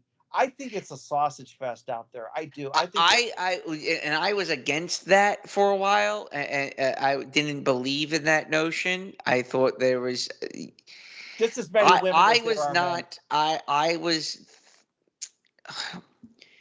I didn't believe in that. I thought it was a stupid way of looking at it. I figured if you look at demographics, there's enough balance between men and women ratio for everyone to have at I least don't one. think it's ever been that way. I think sausages have always been way outnumbered, and wars are the only thing that killed them. Wars are the only thing that killed these excess sausages, because after World War One, we lost, I don't know, 450,000 men or something, and like, or at least in Europe, or I don't know, it was a combination. And that's when the sexual revolution in the 20s started in America, where all these women were dancing and scantily. I mean, sex was in the air. I really believe that when you have an overextension of sausages, that's what happens. And we haven't had a war to kill all these sausages. And this is something that Hell by the Dashboard Lights has discussed. You go out and you cruise around some city streets, go block by block, yard by yard, you will just see just guys that are middle aged just loafing around. That's all you see. I've not seen that because I don't drive around in my car, but he's done this observation. He calls them shit kickers, basically. He says all I see is a bunch of shit kickers. But there was one guy. There was one guy that interviewed on Insolmatic's channel a year or two ago, before before he stopped making videos, and he said that he thought it was weird. He said he would go into a convenience store and he says it was all dudes in there, and he says something's weird, like there were no attractive women or any women. No women. Just a bunch of dudes. Very rare do I see an attractive woman. It's very rare. So where are these like I'm wondering if all the dudes, when they come out of the closet, they're either driving for Uber, they're doing jobs like that, or they're going to the store to get beer, but they're generally, it's mostly dudes, you see. Like dudes are everywhere. I think we have a scrotal infestation problem. I'm now agreeing with you. And again, you asked me that question 3, 4, 5 years ago. I would disagree. I now totally in agreement that there's an excess amount of males in the population, and it's only going to get worse going by what's coming across the border. Right. Because I saw 2 Mexicans in a bush taking a nap today. I'm like, Jesus Christ! Like, really? Like, it's all dudes. I mean, like there's no equality with like if we're going to bring in a bunch of East Indian men, they don't bring in an equal number of East Indian women. You know, it's always men they bring into the country, like H-1B visas. Canada, total sausage fest, and it's a total feminist hellhole, because it's like in Toronto there is no white male culture there. It's just a hodgepodge of liberalism and it's a cocktail of all these different ethnic groups that have moved in there, and it doesn't have any structured culture, you know. And then of course Canada, I've heard some stories, and I actually talked to a guy directly about this, and he confirmed some things to me that seem haunting when it comes to Canada, about how bad it is there. And so, yeah, I think we have too many, pardon my language, too many scrotal sacks. There's just too many of them. There's not enough. There's not enough jobs to go around. And how many of these people are NEETs? How many of them are 13th graders? I call them 13th graders, but everyone knows them as NEETs. A lot of guys with a failure to launch mechanism, where it's not their fault, Nick. I'm going to say this. Just like you're not a millionaire, okay, or you're struggling now, it's not your fault. You're where you need to be because it's the hand of deck of cards that life gave you. It has nothing to do with you. You know, it's I understand. Yeah, no, I'm not. Like saying, if you really wanted a girlfriend, you could have one. The amount of effort that it takes to get a girlfriend today is hard for a lot of guys. It's tremendous amount of, you really have to be like on the prowl, like you're doing a research paper, and you've got to get to the crux of this. I mean, it's just to get a crumb of mediocre punani, you know? So I maintain strongly, and I said this 5 years ago, that I do think it's a sausage infested world. I think there are just too many dudes. And I'll maintain that. I think, and just because you see more women out in public doesn't mean there's more women. It just means those are the only people that go out in public, because dudes generally stay home. No, I've reversed that. I think men are out all the time and women stay home. Well, I was listening to a Chris Rock special recently. Yeah. It was really funny. The best part of the special, it wasn't really that good, but he made a point. He goes, don't you want to live in a neighborhood where there's a bunch of white women walking around, jogging with their doggies or pushing strollers. That's a safe neighborhood, isn't it? Well, let's reverse it. Do you want to be in a neighborhood with a bunch of guys rolling around on bicycles with nothing to do, walking? I just started dying laughing. He's like, "No, it's not a neighborhood you want to be in now, is it?" Dude, that was funny. Well, it's like he calls them Hell by the Dashboard Light calls them shit kickers. I don't see these shit kickers, but I'm not denying that they don't exist. He's claiming that there's all these guys. It'd be interesting to see where these guys are living and how they're living out their lives. Yeah. Because you'd have to pull them out of their homes and say, where are these guys living? And like I say that a lot of these single men are kind of just, they're existing. You do see them occasionally in the bar sitting there nursing their beer by themselves, not with a real FU mentality, like they won't even talk to another dude. It's really bad. I think that there are just too many men out there. And I think a war is going to be necessary, unfortunately. I think that's what's going to be the only thing that's, what I thought about? I surmised another theory. I that there could be a sausage problem even in Russia. Maybe this Russian war that's killing all these Ukrainian men and Russian men, maybe this is a way to liquidate the sausages. It's not going to happen. Well, they're already doing it. Where in Ukraine and Russia? Died? The Ukrainian race is going to be bred out of existence. Yes, I tend to agree because those with you. women are all intermarrying in real time. They're if they're out of the country, they're already making babies with German guys in different ethnic groups already. Yes. So they're already mixing their genes out of it. But the men are gone. The men are. It seems like what they really. There's always these things in the picture that kill, and maybe it's nature's way of cleansing the male population is just kill all these scrotal sacs.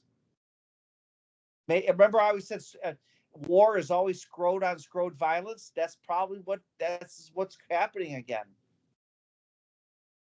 Yeah, that's kind of what is happening. Yeah, going to Ukraine, 100%. The Ukrainian people will no longer exist in another 20 or 30 years. Yeah, they won't have an ethnic group because the women are going to intermarry themselves out of existence, and the men won't have any women too. The remaining men won't have any women there. I mean, I don't know any other way they could have, that the powers that be could have flooded the market. They got all these women in Europe, and for men, of course, that's not going to be a problem because that's great. We got all these pretty Ukrainian women. I mean, it's so. I do think that there's too many sausages in the world. I do. I think it's always. I knew more families growing up where there were 3 boys and no girls, 5 boys and no girls, 4 boys, and in my case, 3 boys and 1 girl. I mean, it's like 7 boys, 2 girls. I mean, you can't have that many sausages being born. It just doesn't seem right. There's just not enough women. And I think that this is really, they always talk about the chicken and the egg scenario. I do believe what preceded all of this was demographic imbalance. Because you say, well, no, it's feminism, it's this, it's that, it's the Anunnakis from the ancient Bible, it's this group. Why not just look at the facts and look at when you have a demographic shift where you have 2 or 3 penises to 1 vagina, you're going to create all kinds of other social problems that will fall into play with it. Do you know what I'm saying? Yeah, totally. So if there are in fact 2 to 3 more men for every single woman, then all these other social problems would just follow them. Women would be disgusted at men, i.e., there's too many men. Follow me? Okay, it would be like if there were too many salespeople out there versus tradesmen, and every time you went somewhere, somebody was trying to sell you something, you'd start to have a contempt toward these very people. Like, who the fuck are these people? Or who the hell are these people? I think we have a dick infestation problem. I see shit kickers all day long. I started making after these shit kickers will never talk to you and be honest about it. If you ask them, hey, are you living a life of loneliness? Do you have a woman? Oh man, I don't have time for that. Oh, but you have time to play video games. No, I don't think. I think most shit kickers are not self-aware. They're not self-aware. No, they believe that. So they wouldn't even know what the hell you're talking about. Well, they're also the people that believe their day will come one day where they'll all be successful, or if they are. I I don't know. even think that. I'm sorry, really. I don't think that. I think most of them are kind of in. Are they non-player characters? Are they just non-player characters? Are they just people that we Yes, have? that's a good way of putting it. I would consider them as NPCs. They're another So form of NPCs on the street. Yes, they're just kind of something that's there, but they don't really have a soul, they're maybe. taking up space. But can we ascertain that they don't have a mom and dad that loves them and cares about them? Oh, I Like if do that. I couldn't tell you. No we don't idea. know because we don't know who they are. Correct. If you were to follow an NPC home, like you're at the gym and you see these dudes working out, how do we know they go to a home? What kind of environment do they live in? Are they going home to a woman? Are they going home to their mom's basement? Are they going home to their aunt's cellar, or their aunt's attic or whatever? What are they doing? Because we're not able to follow these people to really know what they do. You I'll know. get back to you. I'll look into it. Well, I don't know how you would know that, but let me ask you a question. This is something else that was said in one of the videos I had listened to, a dialogue. This one guy said he worked in an apartment building or something, and it was just like all dudes. Like he didn't understand, like where are these single women that would live down the hall from you? Like you would have like the girl next door or some single woman living maybe there. Where are these women going? There has to be a shortage of women because nothing could explain where this shortage would. If there is an equal number of women, we're not seeing them, not evenly dispersed in apartment most complexes. most fertile, attractive women are living in major cities, But right? okay, but you're right, they are. But why? But it's realistic to also say that they wouldn't necessarily be living down the hall from you if you lived in an apartment complex. I mean, there are. Can you honestly say that these women are actually living in some place where you'd see a lot of them? I had a relative of mine told me to sell my house and move to a big city, get a condo because that's where it would be happening. But I said, I don't know if that's true. And I said, what the reason why is because I've been in these apartment complexes and I didn't see anything to indicate there were single women. Um, There's nothing to indicate if you move to a big city and move to an apartment that costs $3,500 a month that you're going to find single women that are dying to go out and you know, maybe. that's funny. That's something that you and I discussed a while ago, and it probably was off air. You were like, don't sacrifice some for not your sacrifice. I think I was talking to you about moving to a specific area, Yeah. and then I said, "Oh, maybe I'll get laid." I can't recall the conversation, I but don't I'm know kind it of either because I'm not interested in that. That's not the first things on my mind. I'm what But I'm I'm saying if saying I is were to what you're. retroactively look at it, I think that there's nothing to guarantee that thing would fall into Correct. place. That's what you were trying to tell me. That's it. Like in other Exactly words, that. just I've lived in apartments on my own before, and I've lived in them, and every apartment I've ever lived in, I've never seen it where there were like all these single women down the hall that you could just talk to and chat with in Hmm. in the break room. I've never had that. So I don't understand. The only conclusion I could draw, like weird things, like I lived in Savannah, Georgia, a lot of black single mothers, but I saw like a lot of weird ghetto activity going on, and it was really weird. But I didn't ever see like a situation where people say, "Oh, you're going to the wrong places." Well, I don't think there's any real place where you would find an overabundance of healthy white women, even middle-aged women.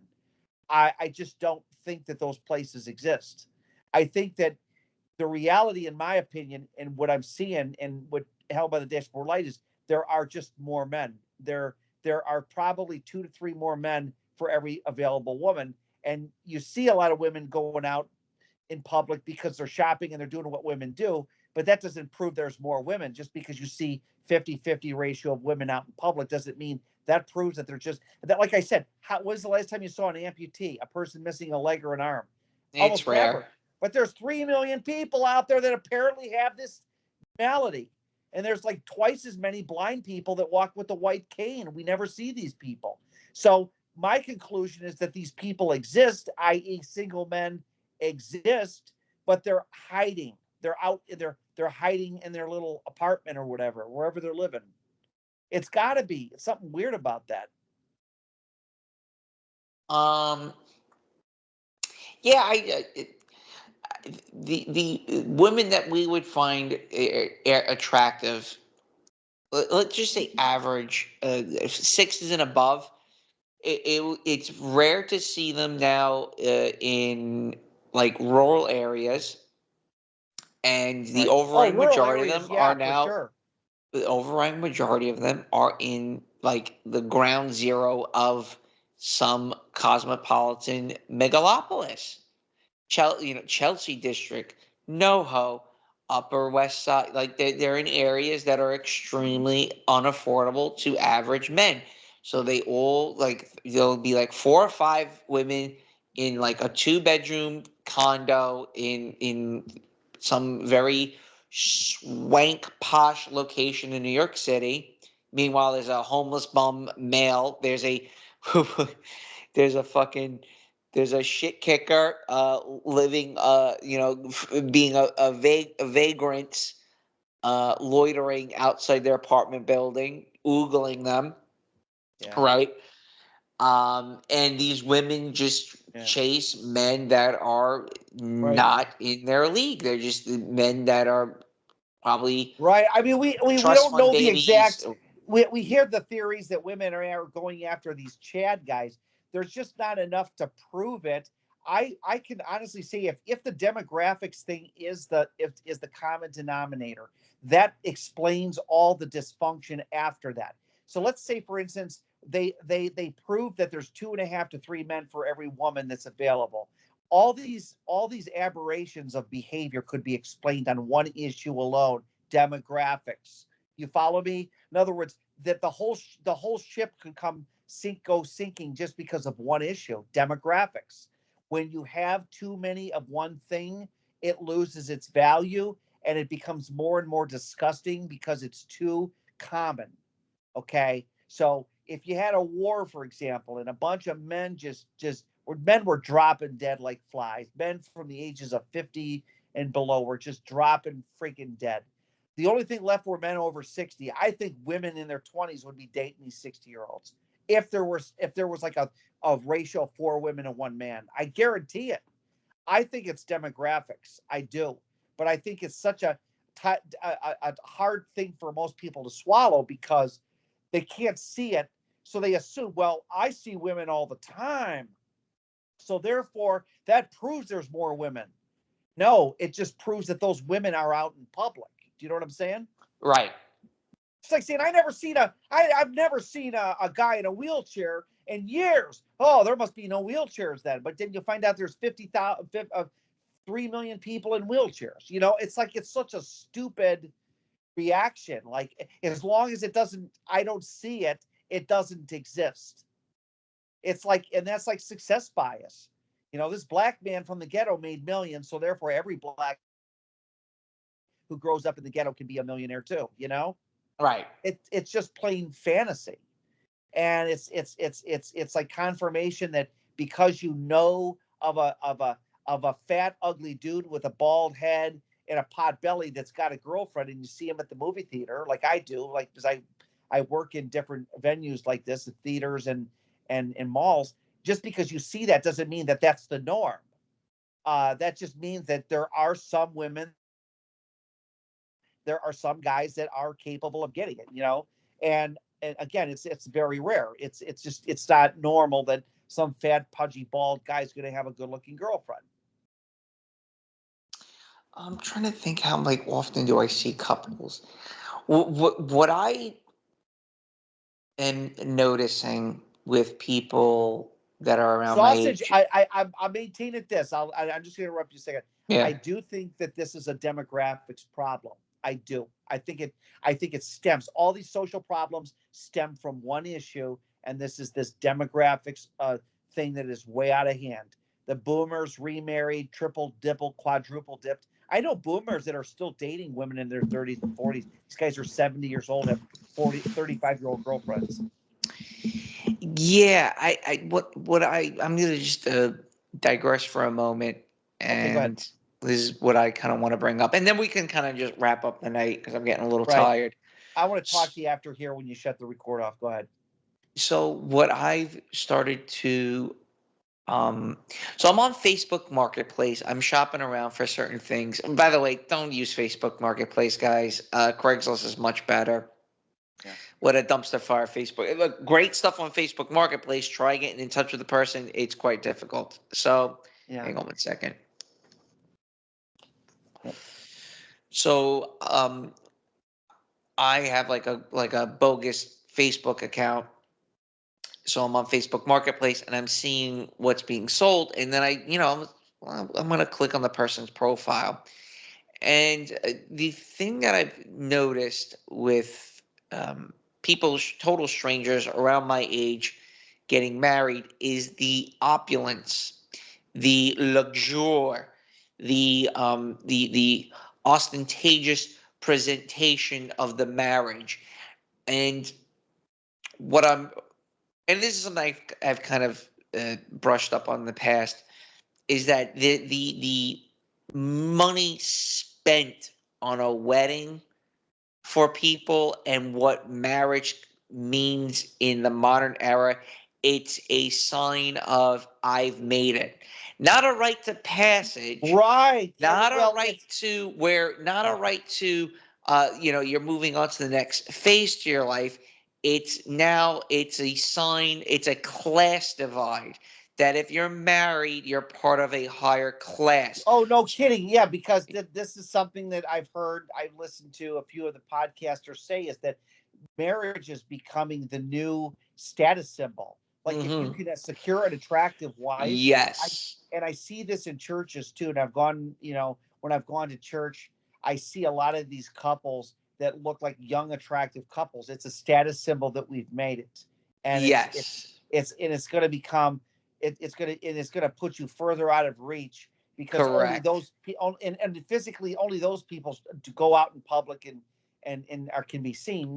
The shit kickers just kind of Right. That do is their thing. something, Yeah. and I find that to be kind of alarming in some aspects, being like, well, okay, maybe you can't have a $120,000 wedding with 300 people, but we can have a ceremony in the backyard, or we can just go to the court steps and get married and have our own little gathering with our immediate family.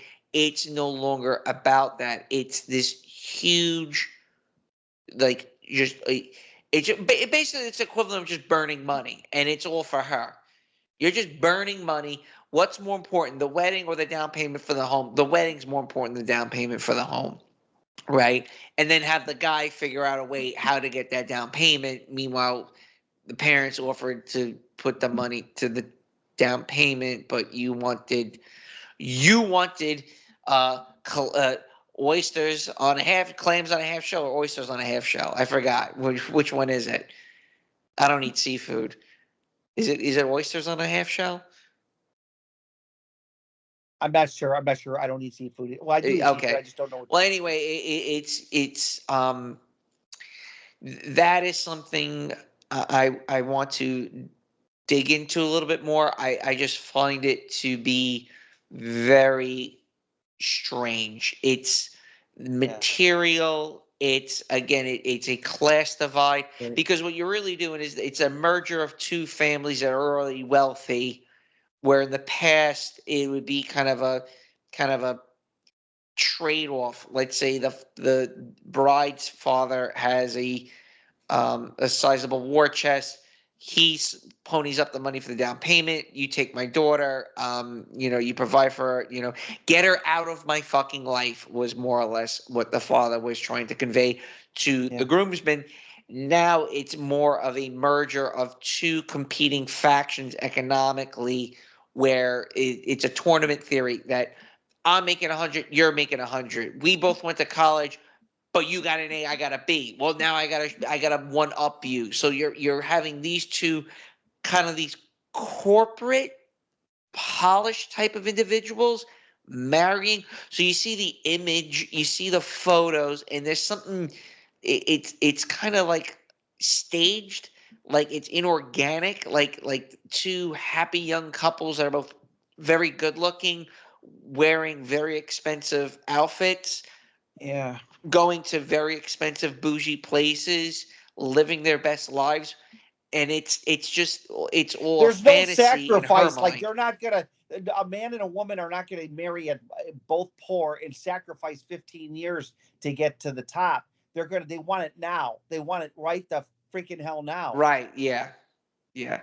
And again, Especially wants it now. you know, So that's I. probably not the case in other parts of the United States, but this is something that I've been seeing in the tri-state region. Again, it's Yeah. if you're getting Yeah. married and you're 30, they have a lot of money, basically, is what Yes, I'm right. In saying. other words, it's not marriage is not going to be something attainable for most men who can't get Yeah, their act together early. right. And now There's let's no- not even the guys that get their act together. Let's say it's a guy such as ourselves, is that if we were to man up, pull ourselves up by the bootstraps, and try to marry a woman, she will drag us through fucking glass because we cannot provide what her friends Right. are what our friends are living, the lifestyles that they're living.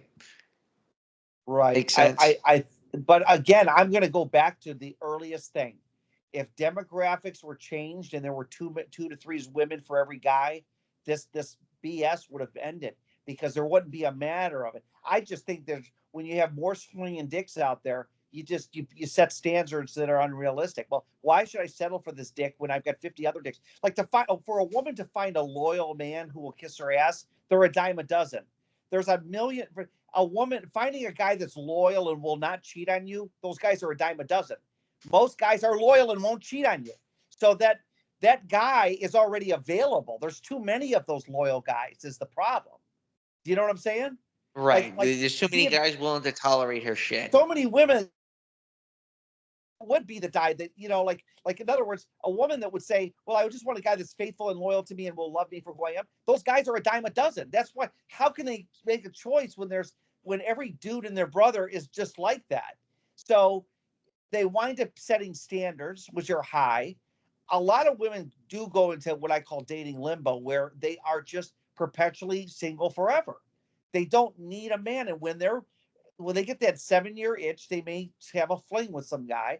But as a general rule, they're like, do they really need a man? I mean, girls can go months and years without a boyfriend. I've known them to do that. All these shit kickers. Um, well, there's the route for an average guy is non-exist. It's almost non-existent. There's I no mean, route there's a man no can go today. This is what Mitchell told me over 10 years ago when I interviewed him. He said, "Steve, this problem will probably not change in our lifetime."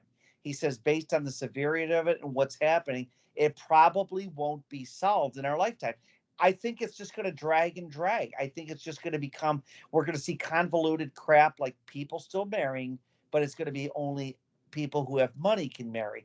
Pro right. athletes, yeah, it'll be pro athletes, it'll be celebrities, it'll be Well, people who, that's that's really high up on the pendulum. I'm talking more like the people that are working white collar jobs for yeah, like white hedge collar funds and people that are not are, guys that don't necessarily get their hands dirty. I think is another one.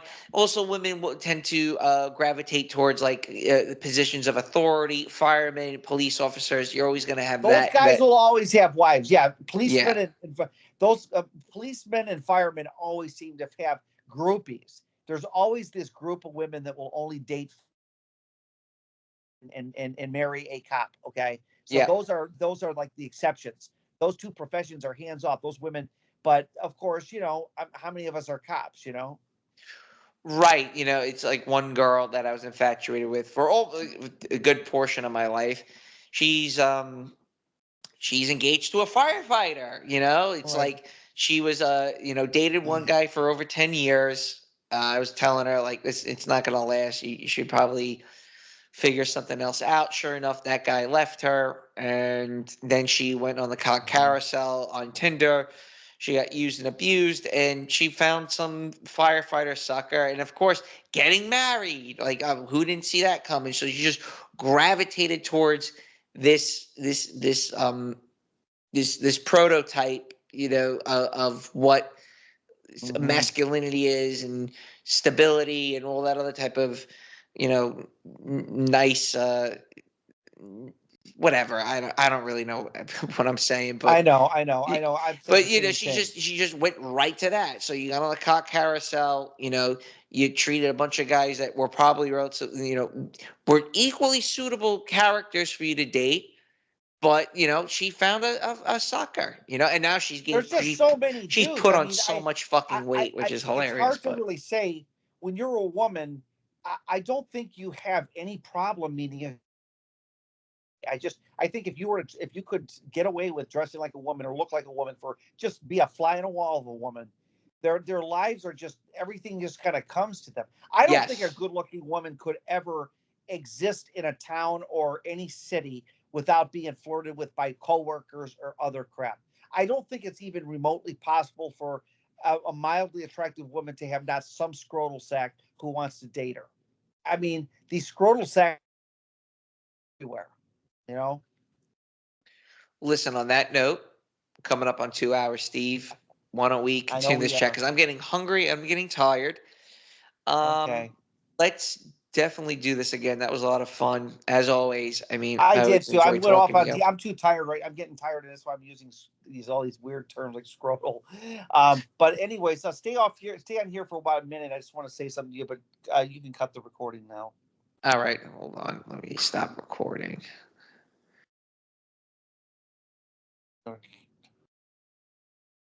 Let me. I'll call you on the regular phone.